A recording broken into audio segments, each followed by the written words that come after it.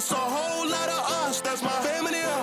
Wanna go higher, turn up the tempo, increase the BPM, okay. Increase the BPM.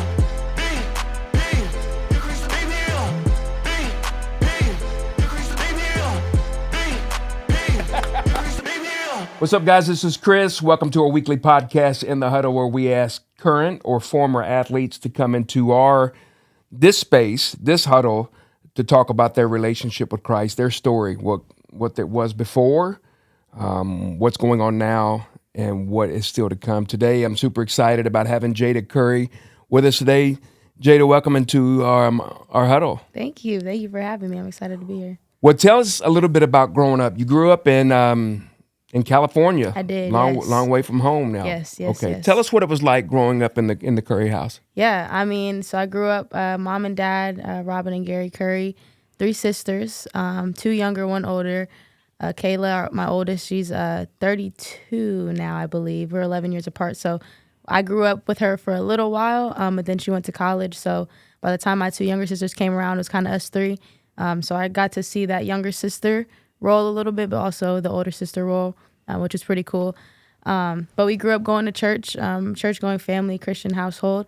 So I've known, about Jesus and all the cool stories and things like that from a really young age, and kind of just have been doing that for majority of my life. Yeah. I look forward to talking about that here in just a moment. Even with sports, was sports a big thing in your family growing up between you and your sisters, your siblings? Or what? Huge thing. My mom played softball, my dad played baseball. My dad also did basketball, football. He played all types of sports. But growing up, me and my younger sister, Layla, I was 4 and she was 3, and we started playing basketball for our little local NJB league. And we kind of just never stopped. She ventured out a little bit, played softball and things like that, but I mainly played basketball. Fun fact, I did a little bit of golf with my dad because he loves golf. But just for fun, basketball was our main thing. And then now my youngest sister just picked up volleyball maybe a year and a half, 2 years ago. So definitely a big sports family. My older sister did gymnastics and track, and now she has ventured away from sports and is doing things like modeling, entrepreneurship, things like that. So, but yeah, sports is a big deal in our family. So you've been part of a lot of sports then. Oh yeah, a bunch. And I personally, for me individually, only basketball, but I've gotten to see softball for my younger sisters, the gymnastics, volleyball, all those things, which has been pretty cool. And was sports a big deal in growing up in that area? I mean, was a suburb out of Los Angeles? Yeah, so Corona, I lived in between Los Angeles and San Diego, so right in between, about an hour and a half from each.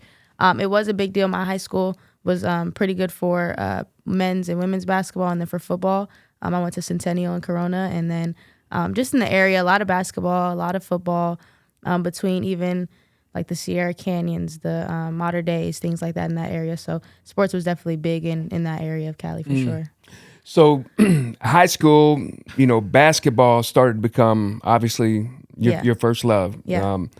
Miss California. Yes. State of California. That's a big state too now. It's so a big the best state. female or best women's basketball player in the state of California. What year was that? Ooh, Lord, was it 20? I don't remember if it was my senior or my junior year, but either 2020 or 2021. Anyway, you were the best in the state of California. At one point, Wow. Okay. What was it like to have an honor like that? I mean, that's a lot of athletes, and you blessed to be number one. How do you handle success like that?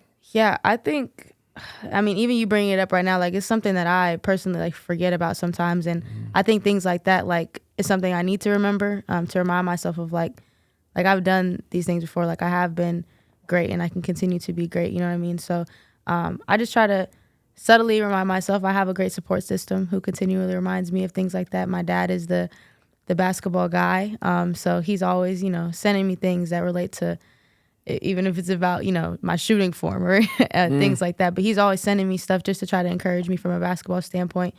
And my mom has gotten on the basketball train more over the years. She wasn't the biggest, I understand basketball. She took the Jesus perspective, I would say, and kind of speak to me through that.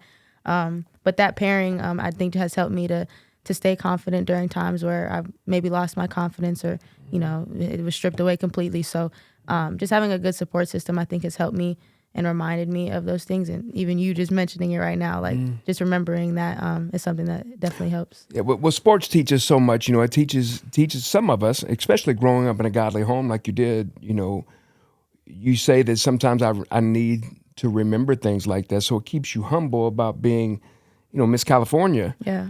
But it also, growing up in a home like you did, it teaches you how to handle adversity too.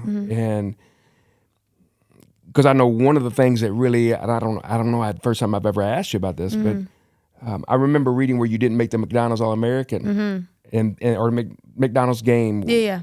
And that hurt you too. So, Yeah. it's like you want to remember things, but you also, that's a great perspective. Tell us about how handle adversity, because obviously that was adversity. You want to be, everybody plays basketball, wants to be McDonald's All-American. Tell us about that. Yeah, I think for me, with the McDonald's game, the Jordan Brand Classic, like not getting picked for any of those things, not being highly recruited out of high school, those were all things that kind of put a chip on my shoulder. And were just kind of some things where I was like I have to prove that, I am this basketball player. Like I can do the things that these girls are doing and better, you know what I mean? So one of my favorite scriptures, God opposes the proud but favors the humble. I think I pride myself even in those times on being humble, like just being grateful for the things that I have done, like Miss Basketball, and, not getting too high or too low and just being like, okay, now I, just got to work harder. So that being one of my favorite scriptures, kind of just harping on that. And then also just, like I said, that chip on my shoulder, just like I have to prove these people wrong and, prove me and my family right, like that we know like I'm capable of these things. Yeah, that's so good. I love hearing a Christian athlete have that kind of swagger to them. It's not a cockiness, but like a swagger. Like, hey, I want to do my best because I want to bring glory and honor to God. I love that. So someone that's humble enough to maybe forget some accolades, but then also somebody says, hey, that drove me in such a way to make me want to be the best versions of myself, and that's great. That's great. So recruiting's changed a whole lot, especially since I was in school. But so you're Miss California, you get all kinds of probably, or maybe not, maybe you're getting overlooked, and you got that chip on your shoulder. What did the recruiting aspect look like? Yeah, so majority of my offers were like mid-major D1s. San Diego State, I'll never forget, it was my very first offer. And I thought when I got that offer, I was like, oh yeah, like I have to, be loyal to them and go, and go here, you know what I mean? But I got a lot from like Boise State, LMU, like that conference. And then when Berkeley offered me, if I'm not mistaken, they were my first Power 5 offer. And then I ended up getting one from Washington, Arizona State, and I'm blanking on the last one, but a couple Power 5s. And Berkeley, to me, just talking to the coaching staff, what was interesting too, I was going through COVID during my recruiting process, so I didn't get to take any visits, any unofficial or official, around that time. So I kind of did a Zoom call with the head coach. I maybe talked to her twice on the phone and then on the Zoom call, so a total of 3 times before me and my family drove down to Berkeley and went like on a tour, like a scavenger hunt type of deal, but we couldn't see the coaches or anything like that, so we just toured the campus. And I ultimately ended up, I was like, yeah, this is where I want to go. It's where I felt comfortable. I feel like also staying close to home at that point in time in my life, I was like, I kind of want to be close to my family, and Berkeley, just on the other side of Cali, so my family was able to come up there a lot. But yeah, I wasn't heavily recruited. Like I said, I think that put a chip on my shoulder for sure. But Berkeley, they believed in me, and they didn't see me play in person. That was another thing. They only saw film, which was another interesting part of COVID. But yeah, so I just kind of trusted that and trusted that that's where I needed to be. Yeah. One of my favorite verses is that, for I know the plans I have for you, declares the Lord, plans to prosper you, not to harm you, give you a future and a hope. And as you navigate, obviously you went to school there for a couple of years, but God had other plans for you. So you leave. How did that work out with the University of Louisville and Coach Walls? How did that recruiting go? Yeah, so once I got in the portal, Coach Walls was my first call, and we kind of put the visit together. They were actually coming back from what was it? I think it was the Elite Eight where they lost to Iowa. So it was a little bit of a hostile environment coming into my visit, but you could tell even still, like the coaches were, they wanted me to be there. They were focused on me, and despite that loss, like they were dedicated to who I am as a person, as a player, and I think when I came and I saw the campus, I saw the Yum Center, they just talked so much about their fan base, and just getting to meet a lot of the players and really talk to the coaches. Like, I knew that this is where I wanted to be, and I could just kind of feel like this is, where God wanted me to be. You mentioned earlier about you being raised in a Christian home, and I was raised in a Christian home. My children were raised in a Christian home, and like myself and like my kids, probably like you have to leave. I had to leave my mom and dad, and my children had to leave me and go out in college in order to really find that the faith becoming their own faith and not their mom and dad's faith. Yeah. What does that look like for you? I mean, what did it look like being in a Christian home for you and then trying to navigate through the new waters of making this thing your own? Yeah, it was tough. I mean, me and Tammy just talked about this before coming here. Going from being in high school and not being forced, but being forced to go to church every Sunday, to do devotion at home, things like that. You kind of enter this world of like, okay, how do I pursue God myself? How do I build this relationship where it's me and him and it's not me, my mom, and him, me, my dad, and him? And I think my first 2 years at Cal, I had a really good first 2 years of college, a lot of accolades, things like that. And I wasn't really tapped in the way I wanted to be. But at the same time, I was like, okay, I'm finding success. Like, there's something has to be where God is looking out for me in this way, all these things. And I feel like sometimes, you get lost in the success and it's like, well, like, what more do I need to do kind of thing. But I think I really last year, after going through the transition coming here, I kind of was like, I really need to figure this out. Like, I know I need God. I want to build my relationship. Like, I want to pursue him. But it's just kind of figuring out, like, how do I want to go about that? But growing up, like, doing daily devotion, like, I have the tools. I think it was just tough having all these things thrown at you, and you're becoming an adult, so to speak, trying to figure out, like, okay, how do I really hone in on this? So it was tough for sure. I think now I've gotten a lot better. Obviously still trying to grow and be consistent, and that's my main focus right now, is just being consistent in it.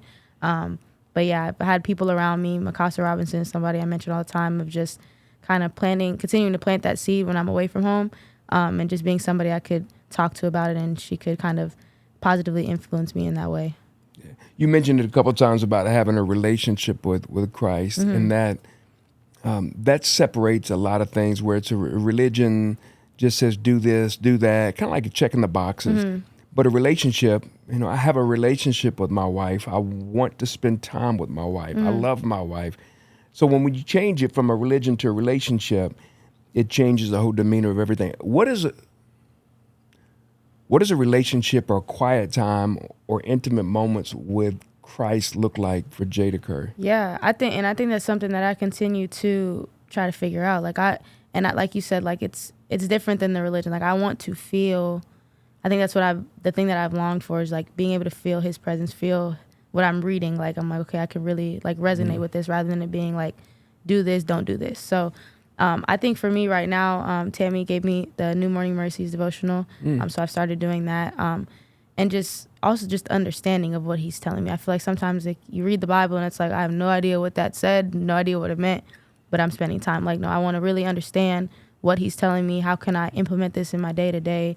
How can I really feel, what he's saying? So I just, every morning, or sometimes at night, depending, on class schedules, I do my devotion. I kind of sit down, pray, do my devotion, have my rain music in the background, try to really center myself. That's awesome. You know what I mean? So, but yeah, that's what it looks like right now. I feel like prayer is the main thing I'm trying to figure out. Like, I find myself, like, random times of the day where, like, I feel like I need to pray, and I kind of just, but it's awkward. Like, it's like, okay, well, what am I praying about? Like, why do I feel this need to pray? So I think just staying in his word and kind of understanding him more will help me in that avenue. But just like I said, being consistent is my main goal right now.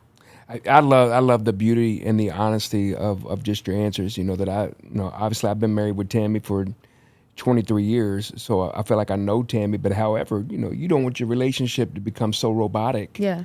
And so, just over and over the routine, the same thing, and that it loses its feel. So when you say, I'm still trying to figure out rhythms and routines on that, I think that's beautiful to me, because I've been walking with the Lord a long time, and in order for us to not keep it stagnant, we have to try to find different ways, whether that's music in the background, whether it's reading this devotion, whether it's going through this book of the Bible or this book of the Bible. So the importance of having people around you is key. You mentioned Mikasa, you mentioned Tammy. What does accountability look like for you, or times that those people pour into you? What does that look like? Yeah, I think it's weird because I think God, he does it in weird ways. Like sometimes, like I might not have talked to Mikasa in a couple days, and she'll randomly send me a scripture that I needed in that moment or needed for like the things I was going through that past week. So I think the encouragement aspect of it, I get it from them. From my mom is a person who just sends me things on things. And two of my best friends, Charisma and Sequoia, send me just things on things. And just words of encouragement is something that really impacts me, and knowing the people I care about, really care about me. And regardless of what happens on the court, off the court, like they're proud of me regardless. So I think encouragement is a big thing. Tammy just being so open to the individuals with me, the Bible study with our team, just kind of pouring into us in that way, and just seeing how God works through other people like that is just encouraging to me. Yeah. I normally have asked this question to probably a lot of the people that have come on, but the answers vary, and even my answers vary from time to time depending on where I'm at right now. But who would you say that Jesus is to Jayda Curry? Yeah, I think love is the overarching, and I think I feel that because of the household I grew up in. I grew up in a Jesus-focused household, but also it was so much love in my family, from my grandparents all the way down to my youngest sister. Like, love was the main thing. I mean, I'm a big hugger, and like I feel love through hugs, and that was just something like we did, and just the fellowship between my family, between going to church, and things like that. But also I think I use the word pursuit because I feel like it's a two-way thing as well. Like he's forever gonna pursue me, as and I'm gonna hopefully forever pursue him. And I just feel like he'll never, how far I wander, he's still gonna pursue me. He's gonna try to bring me back. And when I think of Jesus, I just think of pursuit. Like he's forever gonna do that, no matter how far you stray away from him. The things that you do, the sins that you do, like he's still gonna pursue you. Like you're still gonna be his child. And the other way around too. Like I just feel like you can always come back to him, no matter what goes on, no matter the confidence you lose, no matter just anything. Like you can always come back to him. So I think that's something, when I think of Jesus, I just think of that. Monday nights has been special for me just to watch as the years. I mean, I've been here for 20 years, on staff with FCA for 26, and so watch FCA grow on a Monday night has been beautiful for me to see, where people really, some are believers, most are believers, some aren't. Some are still trying to figure the thing out. I've adopted it from a pastor that I heard, that you can belong before you believe. And so we've got a lot of different athletes that are coming in on a Monday night. Why would you think it's important for an athlete to be part of something like FCA? I just think the fellowship aspect, I think that's something that I grew up with, and that is probably one of my favorite things about going to church, about being around other believers, just knowing that to my left and to my right, like they could be going through the same thing I'm going through, but like we're all here, we're all together. And I think it's just coming together, hearing the word for the night, and just being in fellowship, being around people who may or may not be going through the same thing as you, may or may not be believers, but the thing that we have in common is that we're all athletes. So there's always something in common. I think is just encouraging, just to be around people that are different than you, but also the same as you. I've heard a couple of people talk about the women's basketball team this year, just talking about how it's a special team. And I know a lot of people always say this year's team's going to be special. It's special. But you all seem to click off the court just as much as on the court, that you're really a close-knit group. Tell me what you find so special about this group that you're part of this year. I think it's just the youthfulness is the word I would use. I mean, we have 8 freshmen. We have a good core. We have between me, Riss, and Nyla, 4 returners. And Alif, she's young, but she's a returner as well. And then we have Jalea, who's an upperclassman transfer. But, we're outnumbered by the freshmen this year. And I just think that you get to an age where, you get tired, and bringing in these freshmen who are lively and got fresh legs, like it puts a fire up your butt too. So it's like, I just feel like we work hard. They work hard. They're a great time off the court, just a bunch of goofballs. And they keep it light and they keep it fun. And I think that's something that that we need and that all teams need. You know, sometimes you get into the thick of it and it becomes this overwhelming pressure, this overwhelming just feeling of like, oh my goodness. And having the energy that we have with this team, I feel like it's something that's going to carry us a long way and has been great for us so far. Mm. You mentioned pressure, you know, and it's been a long time since I've been a college athlete, but to see some of and that's playing without a social media or anything. Now you all play with social media around and a fan base that is very vocal and loves you guys and support. A coach that truly recruited you because he believes in you. He does love you guys. But now he'll get on you now. Absolutely. And it's a tough love. And so you have a perfect storm, which is a great thing to have. But sometimes that pressure builds up with a lot of different things going on. How do you, I mean, obviously a Christian athlete, but how do you as an athlete in general kind of walk us through like with mental health? Because it's a real thing. How do you kind of deal with the issues that come up?